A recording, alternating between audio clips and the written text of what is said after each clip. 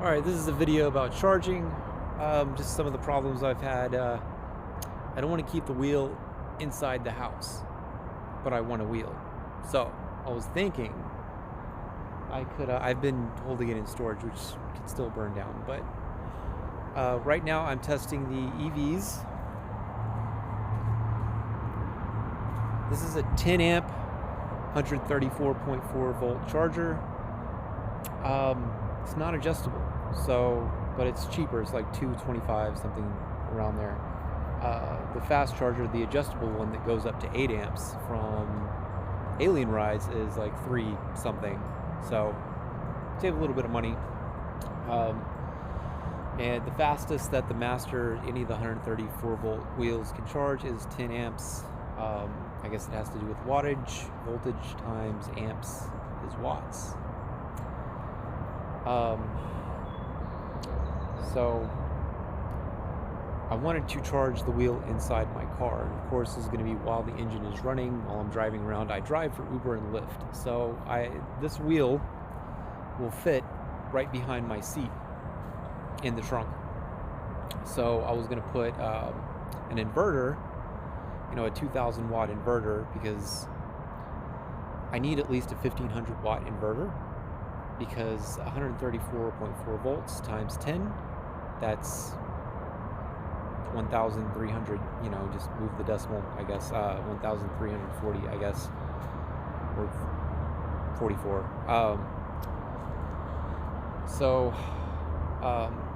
But the problem with putting an inverter in your car, and they didn't tell me this at Car Toys, I almost bought a whole system from Car Toys and had them install it, is that the alternator in your car has to be able to handle that kind of, not just, the volts and amps, but, you put those together.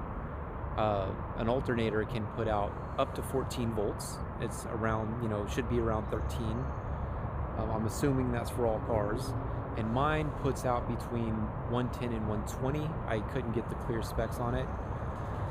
So, and you've got for lights, for your radio, for all the electrical stuff in your car, that takes a certain amount of power from the alternator. So you've got to, if you're going to use an inverter, you've got to leave some power left for the rest of the car. And there's a way that you can get a custom built alternator that'll put out twice as much for between $400 and $600. So I could do that, but I've got a Nissan Versa S, and it's a 1.6 liter 4-cylinder, not very powerful. I messaged one website for their version. They haven't messaged me back yet, and I went to another website, and it gave you a list of, put in your year, put in your model of the car, and we'll see what we have. And they don't have my model. Like, they have Nissans, but they've only got like 4 or 5 models that they do that for. So there's the chance that no one cares about putting a better alternator in my car. So what I can do is just use the regular stock charger, which is 3 amps, and that's it's well below 1,000. So I could put a 1,000 watt inverter in my car and hope it doesn't screw anything up. So but if you have I also have a little temperature gauge, a little temperature recorder that I got from Amazon. I'm going to put that in the trunk, and on a hot day I want to know how hot it gets in there. And so I'm going to drive around. I'm going to have the AC on, but I want to see how hot it gets in my trunk, because my car is black. I should not have gotten a black car, because that does make a difference. According to YouTube, there's a lot of videos on it. It does make a difference with heat. So, the other problem I'm having with charging is I took it to a restaurant and it blew one of their breakers. It doesn't do that with every place that I've been to, but twice now, this 134 volts at 10 amps blew one of their breakers. And anyways, I think there's somebody else that might want to use this thing.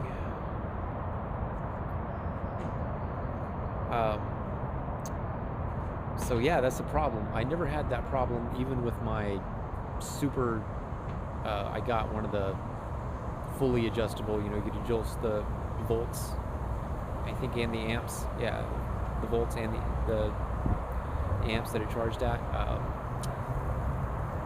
Never had that problem with the 100-volt wheel or the 100-volt charger. And this one that I got from EVs, I've also got the Alien Rise fast charger, so I can just turn down the amps if I go in anywhere to charge it. But it takes so long. I'm not going to sit in a restaurant for 3 hours. I'm just not going to do it. I'm not that patient. So I've got to drive around for 8 hours to charge my wheel. Or I can also find a roommate in downtown Portland somewhere that is EV charging friendly. I put that in the description at roommates.com, and I'm getting some flack for a minute. But the other thing I could do is just be patient, sit here, charge my wheel twice a day, use it in the morning to deliver food, charge it for about an hour and a half.